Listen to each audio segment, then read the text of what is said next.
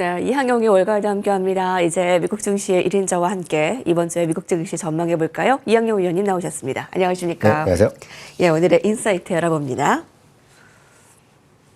네, 일단 최악은 지났을까라는 부분인데요. 자, 미국과 영국 무역 협상 잘 타결됐고요. 이제 주말에 미국과 이제 중국 간의 무역 협상 등 글로벌 무역 긴장이 하나둘씩 지금 완화되고 있습니다. 3대 지수가 모두 51선을 회복했는데 이번 주는 어떨까요? 네, 맞습니다. 지난주 한 주간에 보면 3대 지수 플러스 러셀까지 하면 4대 지수가 되겠는데요. 여하튼 51선을 회복한 상태에서 이제는 201선을 이제 돌파를 회복을 시도하는 그런 국면을 이해하고 있습니다. 물론 지난 한 주간을 보면 주간 단위를 보면 소폭 하락한 것이 맞지만은요. 주중 내내 상당히 안정된 흐름을 보여주었다는 것도 많은 분들 기억하실 것 같습니다. 그러다 보니 연초 대비 지수의 하락폭은 이제 3에서 한 7% 정도 되겠고요. 지난 2월 19일 S&P 500 기준으로 사상체육가 대비 보면 전체적으로 보면 한 8에서 9% 정도까지 상당히 지금 하락폭은 상당히 좀 만회돼 있는 다행이죠. 그런 상태라고 보셔야 되겠습니다.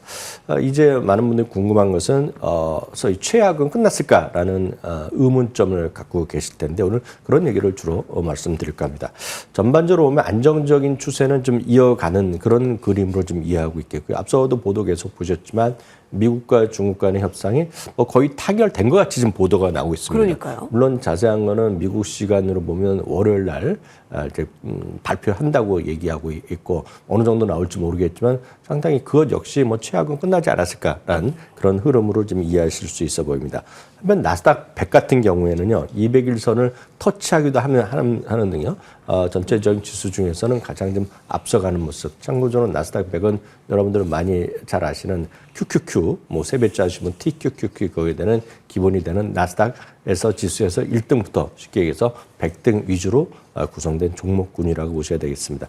여하튼요, 1개월 전 대비 보면 절반 이상 대비 주식 전체 S&P 500에 섞여 있는 절반 이상 주식이 지금 51선 넘어서 있는 그런 부분이 되겠고요. 평균적으로 보면 전체적으로 한 60%가 조금 넘는 주식들이 지금 51선을 넘어 있습니다. 그리고 섹터별로 보면 유틸리티라든가 특히 기술주가 지난주에 반등이 많았는데 기술주 그리고 산업재 섹터 등에는 70% 이상이 51선을 넘어서 있습니다. 반면에 한 달 전에는 이게 상대 수치가 떨어져 있었거든요. 그러니까 한 달 전과 지금과는 완전히 사뭇 다르다라고 보셔야 되겠습니다. 주간 히트맵을 한번 보겠습니다. 이거 여기 보여드린 것은 한 주간의 흐름이 되겠는데요. 네. 일단 애플 같은 경우 그리고 알파벳의 하락이 좀 도드라진 건 분명히 있었죠. 특히 알파벳은 애플에서의 어떤 200억 달러의 지불 이런 것들이 줄 수 있고 일단은 소위 그 독점 시장이 꺼질 수 있다 이런 것들이 우려가 돼 있었죠. 이것도 어디서 나왔냐면 알파벳의 쉽게 얘기해서 구글의 반독점 재판 과정에서 애플이 증언한 부분 때문에 이슈가 됐는데요. 물론 장기적으로 어떻게 될지 모르지만 전반적으로 그 한 두 종목 빼놓고는 대부분이 주가 좀 떨어졌고 여기 보시면 벅스에서의 정도만이 일단 아시다시피 CEO의 워렌 버핏의 은퇴 소식 알려지면서 조금 좀 충격받았다라고 보셔야 되겠습니다. 그럼 도대체 미국 주장이 그나마 취약을 벗어나고 안정감을 보이고 있는 그런 흐름에 대한 배경을 보면 역시 관세 전쟁이 뭔가 최악 끝나지 않았을까라는 그런 기대감이 일단 지난주부터 반영됐다라고 보셔야 되겠습니다. 네. 물론 이제 자세한 것들은 일단 월요일자 미국 시간 월요일이니까 오늘 밤 늦게나 내일 정도 이제 우리가 미국 시간으로 알려질 텐데요. UBS의 글로벌 수석 투자 전략가의 예측을 한번 살펴보겠습니다. 말씀드렸다시피 이들도 최악은 끝났다는 것으로 얘기하고 있고 지금 아시다시피 미국과 중국의 관세율이 미국에서는 145, 중국에서는 115 정도 나오고 있는데 결국 34%의 정도로 줄어들지 않겠느냐 그런 것들이 UBS 예측이 되겠습니다. 참고적으로 지금 트럼프 대통령이 지난 금요일 날 한 발언을 보면 80% 정도가 적정하다고 얘기했고요. 일부에서는 50% 보도가 나와 있는데 그럼 알 수가 없는 부분입니다. 그리고 중국을 제외하면 미국의 실효 관세율이 연말까지 15% 정도로 완화되지 않겠냐. 지금 월가에서 한 25% 정도를 보고 있거든요. 그러니까 연말까지는 15% 정도 완화될 것으로 기대를 하고 있습니다. 네. 그런 관점에서 적극적으로 보면 시장은 긍정적으로 볼 수 있겠으나 다만 이제 문제가 되는 것이 하나 있습니다. 왜냐하면 밸류에이션을 볼 수 있겠는데 밸류에이션은 12개월 예상 실적 기준으로 보시면 되겠는데요. 에버리지가 보통 5년 평균이 한 20.20배, 19.8배 정도 되고요. 10년 평균으로 보면 이게 전체적으로 15배, 16배 정도 되겠는데요. 이게 다시 훌쩍 넘어서면서 지난주 기준으로 보면 20조 5배까지 다시 상승했습니다. 그래서 이건 어떤 의미를 볼 수 있냐면 물론 절대적으로 상대적으로 계속 엄청난 높은 건 아니라고 할 수 있더라도 평균으로 넘어섰고 상당히 지금 주가 자체를 보면 밸류에이션 자체를 보면 S&P 500이 싼 것은 아니다라고 보셔야 되겠습니다. 그러면 이걸 해결하는 방법은 두 가지밖에 없습니다. 이익 전망이 계속 상향되거나 아니면 금리가 빠른 속도로 내려가야 되는데 아직 두 가지 모두 아직까지 뚜렷한 방향성을 찾고 있지 못하는 측면에서 보면 너무 적극. 물론 오늘 트럼프 대통령의 어떤 발표가 나오면서 주가는 움직일 수 있겠으나 전체적으로 펀더멘탈 자체에 대한 부담감도 분명히 다시 좀 있을 수 있는 구간이라고 보셔야 되겠습니다. 이런 관점에서는 늘 말씀드리지만 적극적 대응을 보다는 적립식 분산 투자가 최선이라고 보셔야 되겠고요. 그런 관점에서 벤치마크 지수, 즉 S&P 500이라든가 나스닥 100을 추종하는 SPLG 그리고 QQQM 이런 것들이 가장 대표적인 투자 대안이 될 거라고 보고 있겠고요. 예. 국내에서도 이런 거와 관련된 상장된 ETF들이 워낙 많이 있거든요. 한국 상장된 것도 그런 걸 위주로 좀 조금씩 모아가는 것이 여전히 최선이다라고 말씀드릴 수 있겠습니다. 네. 자, 관세 전쟁이 일단락되는 걸까요? 자, 최악일 때 이제 팔아주나요라고 하셨던 분들 저희가 그 권하지 않고 계속 적립식 분산 투자를 권했는데 자, 이렇게도 빛을 발합니다. 자, 앞으로의 주식 저점 확인 평가 계속 이뤄낼 예정인데 주말에는 좀 혼조세를 나타냈어요. 긴장감. 자, 오늘 밤이 굉장히 주요하겠네요. 자, 이제 종목별로 살펴볼까요? 오늘의 헤드라인 살펴봅니다. CNBC입니다. 팔란티어 1조 시대에 대비하라. 여러분, 팔란티어 하면 작년 최고 상승률을 보냈던 종목이죠. 올해 들어서도 무려 55%가 올랐습니다. 여전히 매수 의견이 남아있다고요? 네, 맞습니다. 팔란티어는 말씀하셨다시피 작년에 S&P 500의 최고 수익률이었고요. 예. 올해도 이 어려운 와중에서도 최고 수익률. 그리고 아시다시피 4월 2일 날 흔히 얘기해서 해방의 날 이후에도 최고의 수익률. 뭐 여러 가지 관점에서 지금 1등, 1, 2등을 차지하고 있는 꿋꿋해요. 그런 기업인데요. 시가총액을 보면 한 2,700억 달러 정도 남짓입니다. 그렇지만 일부 벌써 서두르는 사람, 좀 성급한 사람들의 입장에서 보면 시가총액 1조 달러가 갈 수 있다는 얘기를 하는 거죠. 물론 이제 극소수의 의견이라는 걸 좀 보셔야 되겠는데 이 그림은 주가 자체가 아니라 시가총액 자체의 저는 금요일까지의 그림이 되겠는데요. 가장 이런 얘기를 먼저 한 사람은 웨드부시의 댄 아이브스죠. 수년 내 이번에 실적 발표는 눈높이 다 대부분 목표 주가는 올라갔지만 여전히 투자 의견 자체는 중립과 매도 의견이 압도적으로 많은 상황인데도 불구하고 지난주에 실적 발표 이후에 오히려 목표 주가를 120에서 140달러로 훨씬 더 올려놨습니다. 그리고 수년 내 1조 달러 시대에 진입이 가능하다는 얘기를 하고 있는, 이건 요즘 대표적인 회사라고 여전히 얘기하고 있습니다. 다만 이분이 한 분 정도였었는데 한 분이 더 나왔기 때문에 오늘 소개해드리겠습니다.